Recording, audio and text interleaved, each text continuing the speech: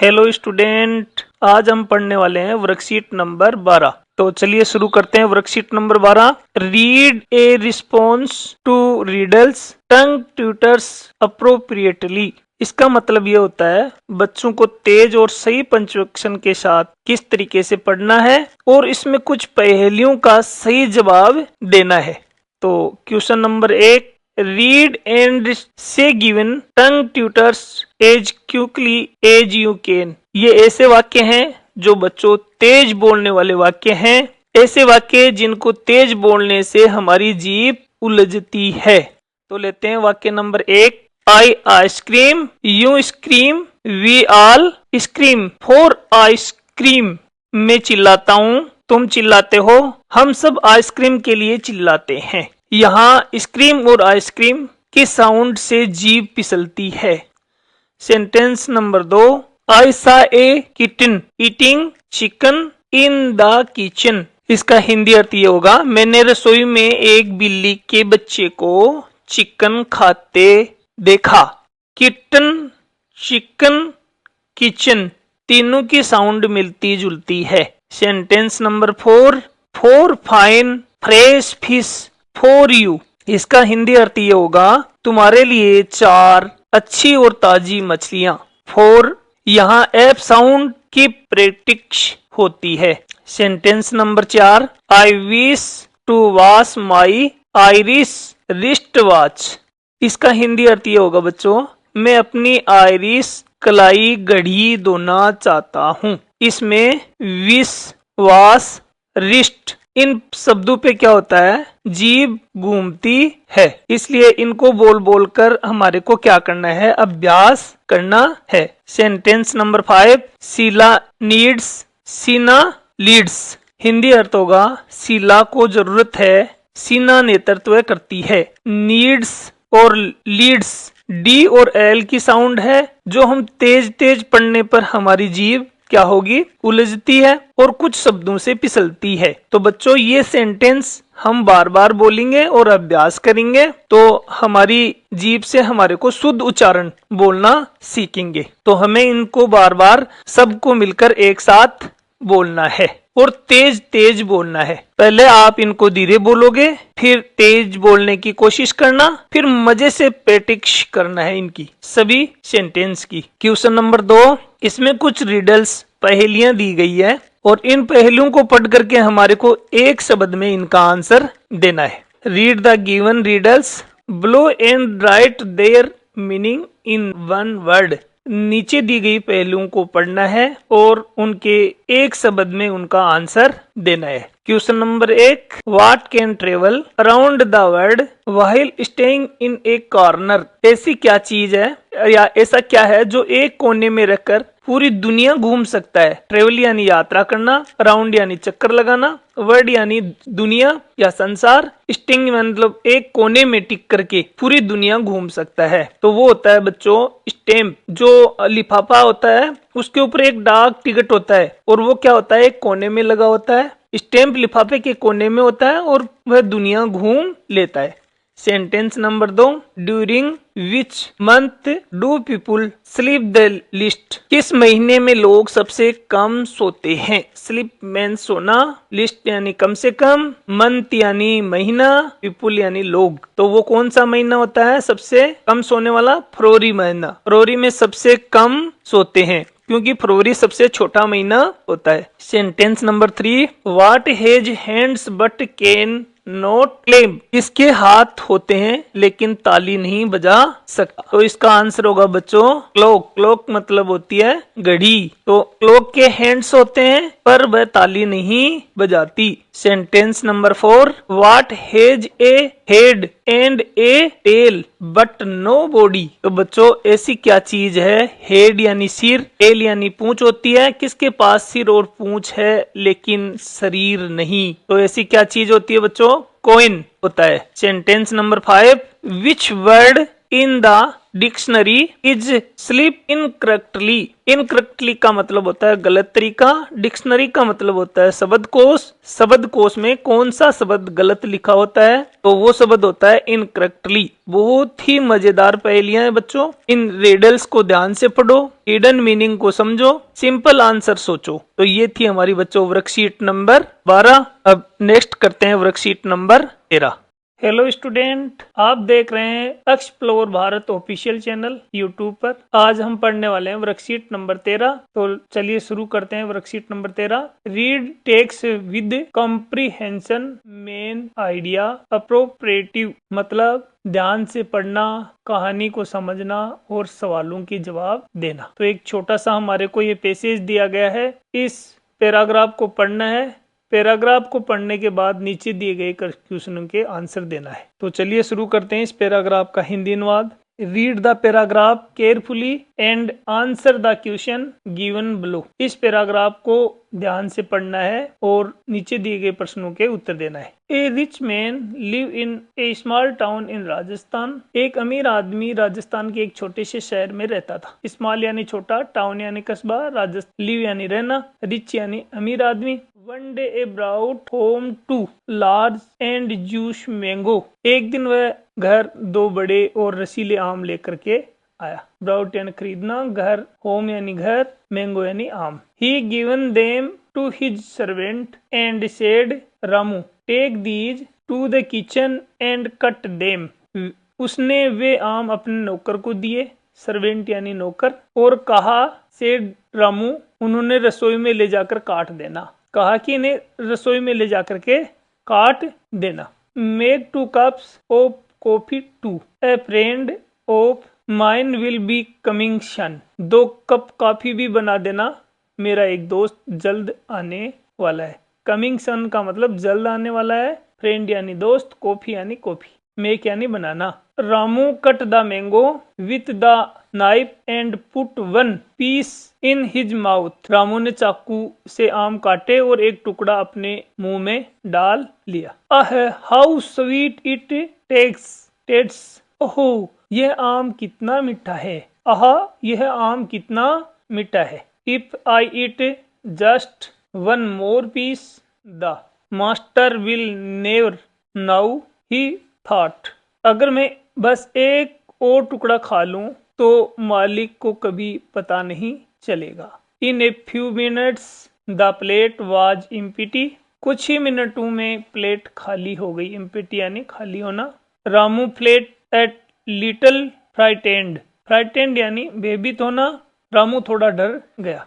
तो इस पैराग्राफ से हमारे को जो क्वेश्चन दिए गए हैं, इन क्वेश्चनों को करना है। तो लेते हैं question number 1। Answer the following question given below. पहला क्वेश्चन है, where did the rich man live. जो अमीर आदमी कहाँ रहता था। तो I rich man live in a small town in Rajasthan. A rich man, देखो यहाँ से लेके यहाँ तक, a rich man live in a small town in Rajasthan. तो इसका आंसर हो जाएगा a rich man live in the small town in Rajasthan, लिख देना है। Question number 2, how many mango did he bring. वह कितने आम लेकर के आया। हाउ मेनी यानी कितने आम लेकर के आया। तो ही ब्रिंग 2 मैंगोज। ये देखो यहाँ पर, यहाँ से यहाँ तक, तो वह कितने आम लेकर के आया था, 2 आम लेके आया। Question number 3, what was the name of the rich man servant. Rich man के सर्वेंट का क्या नाम था। Ramu was the name of the rich man. ठीक है बच्चों, उसका क्या नाम था, रामू। ऊपर आया हुआ है, ये देखो यहाँ Ramu. Question number 2, right opposite of the flowing words. Rich यानी अमीर, तो इसका अपोजिट होगा पुअर। पुअर यानी होता है गरीब। सेकंड, बिग यानी बड़ा, स्मॉल यानी छोटा। Question number 3, right 1 word for the flowing group of words. Sentence दिए गए हैं जिनके एक शब्द लिखना है। तो पहला सेंटेंस है, a place where food is being cooked. जहाँ खाना पकाया जाता है उसे क्या कहते हैं। तो उसको क्या कहेंगे बच्चों, किचन। किचन का मतलब होता है रसोई। Sentence number 2, an instrument use to cut vegetable and fruits. Instrument यानी साधन या उपकरण, वेजिटेबल यानी सब्जियां, फ्रूट यानी फल। सब्जी और फल काटने का जो औजार होता है उसे क्या कहते हैं, तो उसको बोलते हैं नाइफ। नाइफ यानी आता है चाकू। इस प्रकार से बच्चों हमने ये पैराग्राफ पढ़ा। इस पैराग्राफ से ही पूरे क्वेश्चनों का आंसर ढूंढा और पैराग्राफ से ही आंसर दिया। तो बच्चों ये लिखते समय हमें ध्यान रखना चाहिए, स्पेलिंग और फुल स्टॉप का ध्यान रखना चाहिए। यदि बच्चों आपको ये वर्कशीट 13 का एक्सप्लेन समझ में आया और अच्छा लगा तो आप चैनल को लाइक और सब्सक्राइब जरूर करना। अभी पढ़ते हैं नेक्स्ट वर्कशीट। हेलो स्टूडेंट, आज हम पढ़ने वाले हैं एक्टिविटी रिसोर्स पेज। ये इसमें क्या है, एक तस्वीर देखना है और छोटी सी कहानी बनानी है। तो लेते हैं। Composes a descriptive paragraph on given topic और अटेम्प्ट टू राइट क्रिएटिवली। छोटा सा एक पैराग्राफ दिया गया है, हमारे को एक विषय दिया गया है पिक्चर कंपोजिशन। जो पिक्चर दी गई है, इन पिक्चर पे हमारे को देख करके एक कहानी लिखना है। तो बच्चों ये हमारे को दिया गया है, the teacher will look at the given picture and prepare a short story before class so that he she can give ideas to student if needed. इसका मतलब ये होता है बच्चों, ये जो चित्र दिया गया है इन चित्रों को ध्यान से देखा जाएगा और कक्षा में पहले इसकी एक छोटी सी कहानी तैयार की जाएगी और जरूरत पड़ने पर बच्चों को कुछ आइडियाज दे सकें और इस टॉपिक पर इन पिक्चर को समझकर बच्चों को आइडियाज की मदद से कहानी लिखवाएंगे। स्टेप स्टेप यानी कदम दर कदम समझना। The teacher will ask the student to look at the given picture careful and think what is happening. शिक्षक बच्चों से कहेंगे कि चित्र को ध्यान से देखो और सोचो कि क्या हो रहा है। The teacher will ask student to tell name of thing they can see. शिक्षक बच्चों से पूछेंगे कि वे चित्र में क्या देख रहे हैं। शिक्षक बच्चों से पूछ रहे हैं कि आप चित्र में क्या देख रहे हो। They will speak in English and teacher will write on the board. इस अध्यापक इसको बोलेंगे और बोर्ड के ऊपर लिखेंगे। बॉय हाउस, जैसे हम चित्र में देख रहे हैं, क्या क्या देख रहे हैं, बॉयज घर है, उसमें एक बच्चा सीढ़ियों से नीचे उतर रहा है, ये कोई चोर है थीप और ये कोई पुलिस वाला है ना। ये सब अपन क्या देख रहे हैं, इस चित्र में देख रहे हैं। Step 3, the teacher will ask student to tell sequence of picture. शिक्षक पूछेंगे कि कौन सा चित्र पहले आएगा और कौन सा बाद में। Will picture will come first and the which and will flow. कौन सा चित्र पहले आएगा, कौन सा बाद में। इसका मतलब सीधा सा ये होता है, पहले, बीच में और अंत में। Step 4, the teacher will ask the class to develop a short story based on the picture. Some hints will be given like. चित्र पर आधारित एक छोटी सी कहानी बनाएंगे। What can be the name of the characters. पात्रों के नाम क्या हो सकते हैं, ये लिखना है। व्हाट आर दे डूइंग, वे क्या कर रहे हैं, जो इस कहानी में दिखाई दे रहे हैं ये सब क्या कर रहे हैं। व्हाट हैपेंड एंड हाउ, क्या हुआ और कैसे हुआ। Imaging how the story and, कहानी का अंत सोचो। Step 5, the teacher will encourages the class to think aloud and try to form a story using simple English sentence।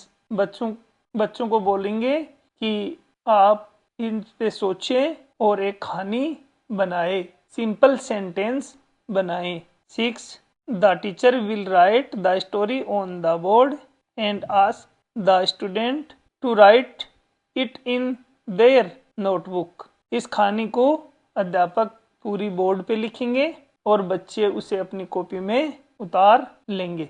Further task, the teacher will show some more picture to student using ABL kit card, internet image, imaging from text box, newspaper, story book एक्ट and ask the student to develop short story. चित्रों को दिखाना और फिर बच्चों से कहानी बनवाना।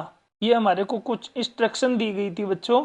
इन इंस्ट्रक्शन के आधार पे हमारे को क्या करना है, जो हमारे को एक शॉर्ट कहानी दी गई है, इस कहानी को लिखना है। तो यहाँ पर कुछ सेंटेंस शॉर्ट हैं बच्चों, जो मैं आपके लिए लिख देता हूँ, वो आप यहाँ से देख के उतार लेना। इस चित्र को देख करके मैंने नीचे सभी वाक्य आपके लिए लिख दिए हैं। तो पहला वाक्य है, one day a boy was running down the terrace. तो एक दिन एक लड़का सीढ़ियों से नीचे दौड़ रहा था। A thief entered the house, घर में चोर घुस आया था। नंबर 3 सेंटेंस, द बॉय सा द थीफ एंड शूटेड, लड़के ने चोर को देखा और चिल्लाया। सेंटेंस नंबर 4 लिखेंगे, द नेबर्स कम आउट, तो पड़ोसी बाहर आ गए। द थीप रन अवे, चोर भाग गया। The boy fault safe again, बच्चा लड़का फिर सुरक्षित हो गया। हेलो स्टूडेंट, आज हम पढ़ रहे हैं वर्कशीट नंबर 14। तो इसमें कुछ हमारे को पिक्चर दी गई है। इन पिक्चर को हम समझ करके एक छोटी सी और सही सी कहानी लिखना है। तो शुरू करते हैं। राइट ए शॉर्ट स्टोरी पैराग्राफ अप्रोप्रिएटली, चित्र देख करके एक छोटी और शॉर्ट कहानी लिखना है। Make a pair with your friend and develop a story on the given pictures, then write in the given space. प्रत्येक पिक्चर वाइज एकदम इजी एक्सप्लेन है। पिक्चर नंबर 1 में एक छोटी सी लड़की बारिश में अम्ब्रेला लेकर चल रही है। बादल हैं और हवा चल रही है, ये बादल हवा चल रही है। पिक्चर नंबर 2 में तेज हवा चलती है और लड़की के हाथ से अम्ब्रेला छूट जाता है। पिक्चर नंबर 3, एक कौवा उड़ता हुआ अम्ब्रेला ले जाता है। पिक्चर नंबर 4, कौवा अम्ब्रेला से अपने बच्चों के लिए घोंसला बनाता है